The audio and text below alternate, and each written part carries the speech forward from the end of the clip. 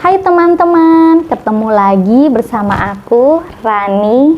Di video kali ini, aku akan membahas kembali tentang perjalananku menjadi penyintas bipolar disorder.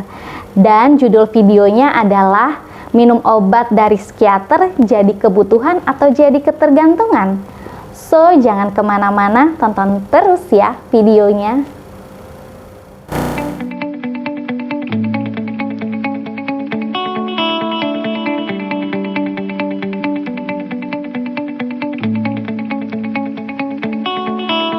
Oke, kenapa aku buat judul ini? Karena aku tahu banget masih banyak yang takut berobat ke psikiater. Salah satunya karena takut jadi ketergantungan obat. Dan bahkan ada juga yang sudah berobat ke psikiater tetapi memutuskan untuk berhenti berobat tanpa konfirmasi dan persetujuan dari dokter psikiater.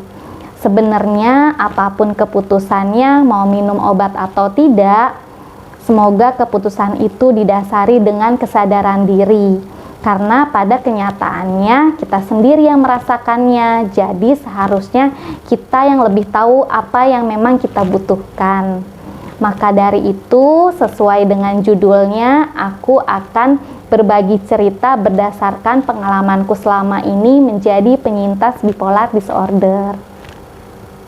So, langsung aja ke intinya. Pada perjalananku menjadi penyintas bipolar disorder, aku pernah beberapa kali bertemu dengan penyintas bipolar disorder yang dengan perjuangannya mereka berhasil tanpa bantuan obat.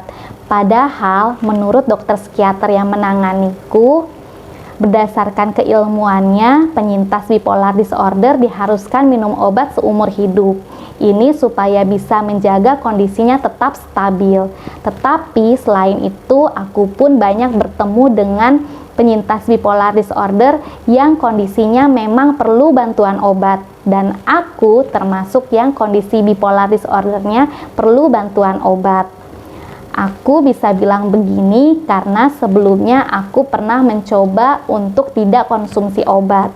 Dan perlu diingat, ini atas izin dokter psikiaterku.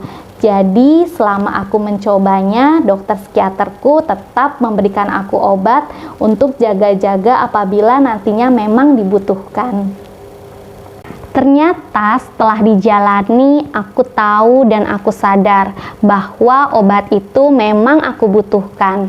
Karena ketika aku tidak minum obat, fase manik dan fase depresi ini muncul lagi, sehingga mengganggu aktivitasku sehari-hari dan parahnya menurunkan fungsiku layaknya manusia normal yang kondisi kesehatan mentalnya baik-baik saja. Kondisi ini pun cukup mengganggu orang-orang terdekat di sekitarku. Ya, meski awalnya sedih karena aku nggak bisa seperti mereka yang kondisi bipolar disordernya bisa tanpa bantuan obat, tetapi di sini aku memilih untuk berproses menerima kondisi ini, yang pada akhirnya membuat aku sadar bahwa minum obat atau tidak, di sini kita sama-sama berjuang. Dan aku jadikan ini sebagai salah satu caraku mencintai diriku sendiri dengan tidak memaksakan diri, tidak minum obat yang pada kenyataannya aku memang membutuhkannya. Kalau aku ingat-ingat lagi, kondisiku sebelum berobat ke psikiater yang pada saat itu hidupku rasanya kacau dan rasanya masa depanku akan suram, tetapi justru sekarang aku merasa tertolong dan terbantu sekali dengan pengobatanku selama ini yang disarankan oleh dokter psikiater. Ternyata hal ini pun dirasakan oleh suamiku yang selama ini menemani aku menjalani pengobatan dengan dokter psikiater. Dengan kondisiku yang stabil saat ini, salah satunya karena bantuan obat, aku bisa kembali menjalani fungsiku layaknya manusia normal yang kondisi kesehatan mentalnya baik-baik saja. Dan kini aku punya semangat lagi untuk meraih mimpi-mimpi yang tertunda. Nah, sekarang teman-teman juga bisa menyimpulkan sendiri ya bahwa berdasarkan pengalamanku menjadi penyintas bipolar disorder, minum obat dari dokter psikiater memang jadi kebutuhan, bukan ketergantungan. Karena perlu diingat di sini, aku selalu minum obat sesuai dengan resep yang disarankan oleh dokter psikiater.